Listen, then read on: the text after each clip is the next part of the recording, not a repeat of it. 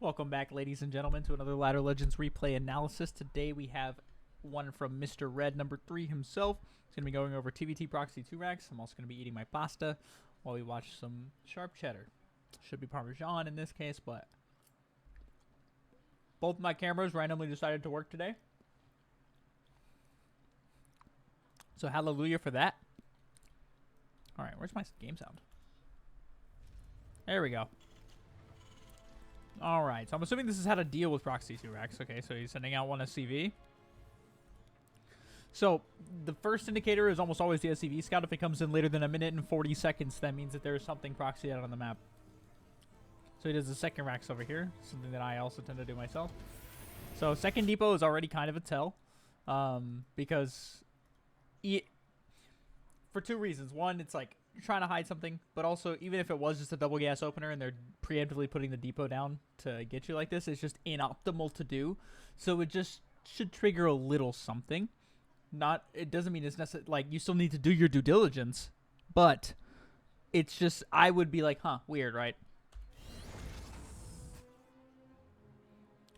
Do we see it? I think we see it right there. Oh my god, how many pixels off were we?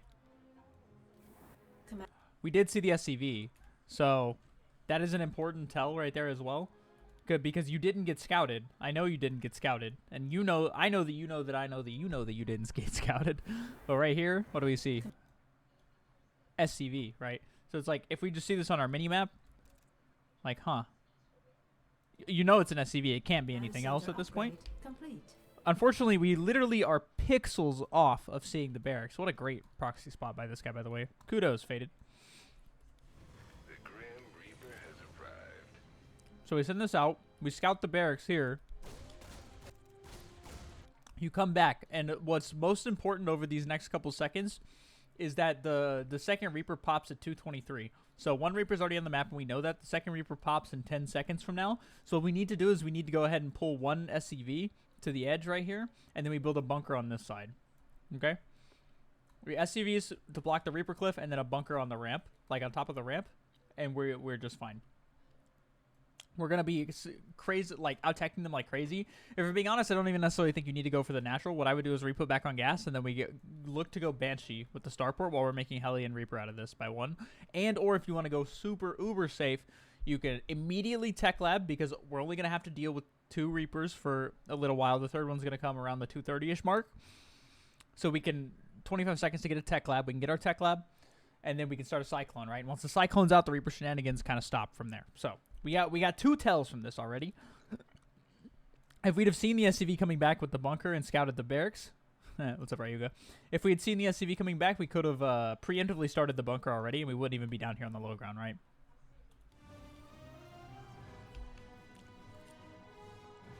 SCV ready. So we pull a few too many SCVs. Remember, it's only going to be 2 Reapers popping out at the 2:23 mark. So our second Reaper is also getting close to popping out. Maybe 2 SCVs if you want, but we really only need 1. I like that we did pull them, though. I do think we should start the bunker. We're going to start a Hellion out of this. I feel it. I smell it. A Smellion, if you will. Nice. Do a good initial defense.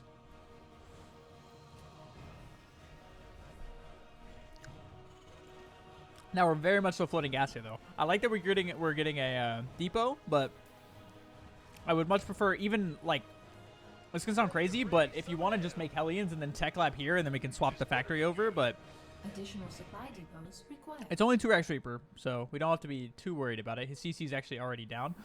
It is late, even for a 2 Rex Reaper, though. Off of, he opened 1 gas, his CC should have been done much faster than it is. He only has 3 Reapers, like we have just as many. Once you have the Hellion out, plus the extra Marine, we can go ahead and send this back. We have so much firepower here that even if we're facing an overwhelming amount of Reapers jumping up the cliff, we have a really good start, right?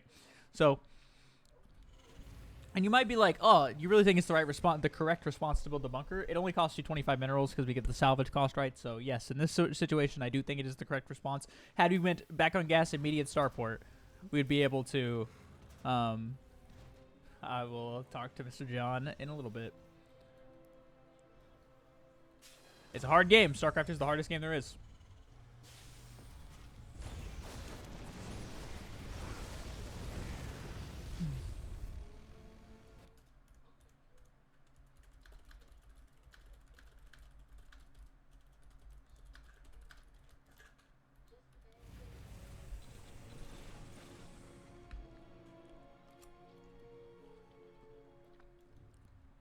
So we kill the Reapers.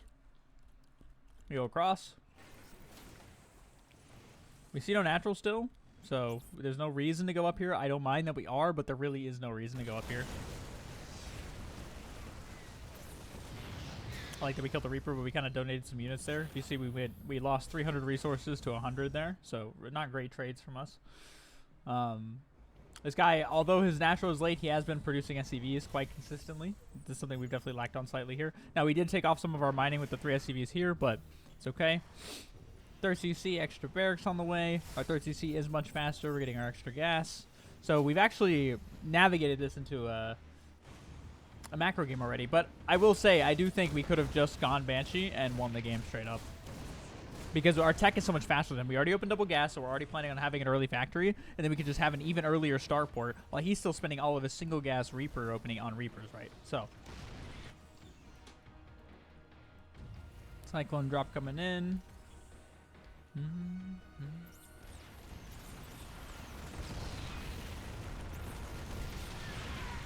Good job not losing the Raven. You know, to clean the Cyclones up here. That was actually a pretty good clean. We're heading the resources lost now. We actually, our SCV production has also been better than our opponents so far. You changed your name?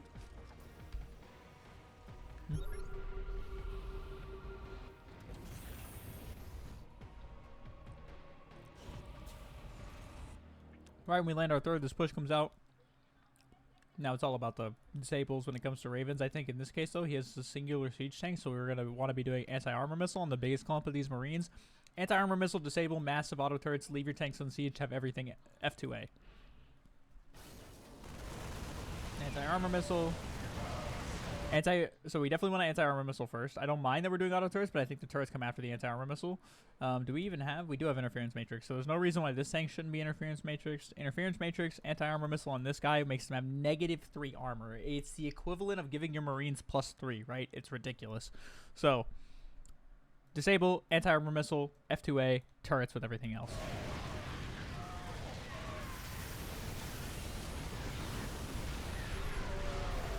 We're still way ahead of this guy on workers, so like even still, not like we just now got below even. Unfortunately, that was some unfortunate rallies. Still flying. Yeah, 1 tank.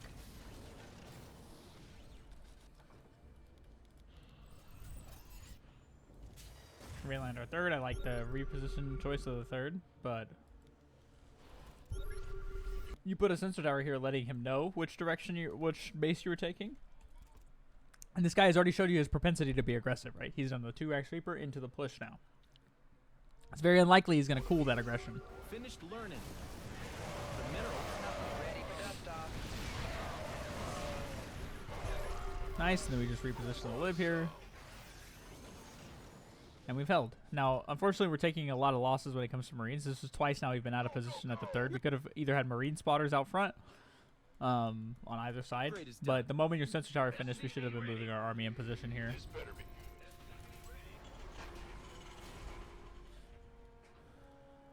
Got our 5 racks going. We got our 1-1 finishing. I mean, we're even on upgrades. We're actually a little bit ahead on vehicle upgrades. Not by literally like 5 or 10 seconds. He put his sensor tower a little further forward. This is not a 4th base, actually. Let me just see the fight.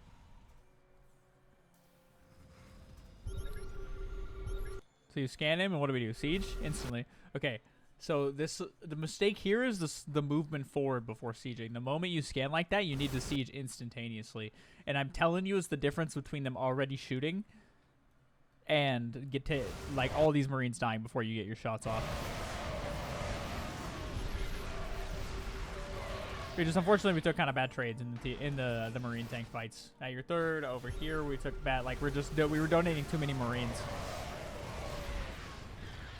Your defense of the 2x Reaper was actually quite fine, and that was the name of the replay. So just wanted to point that out. Do I think we could have won the game earlier at the like 5 or 6 minute mark? Yeah, probably. But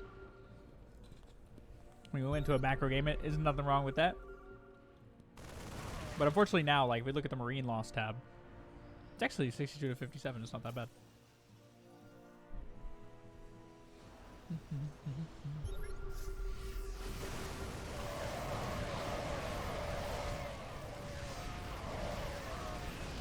He's just going for it. The single tanks.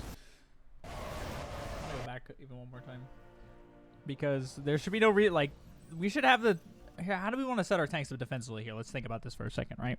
We probably want one tank here because this tank not only covers this side, but it covers this side. So we have one tank here, and then one tank like here. That way they cover each other. I mean, this one doesn't really like, but they both cover this ramp. They cover this whole area right here.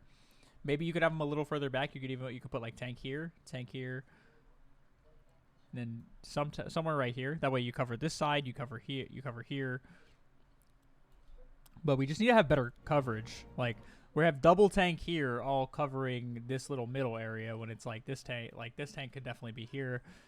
And we have a third tank. Like we see him moving. We should unsiege these immediately and bring them up.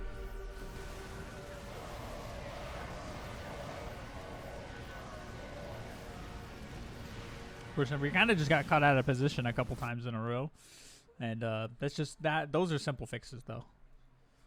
We get caught out of position 2 less times in this game. Not even all of them. Let's just say we still get caught out of position once. Let's say, but we get caught out of position 2 less times than what we did.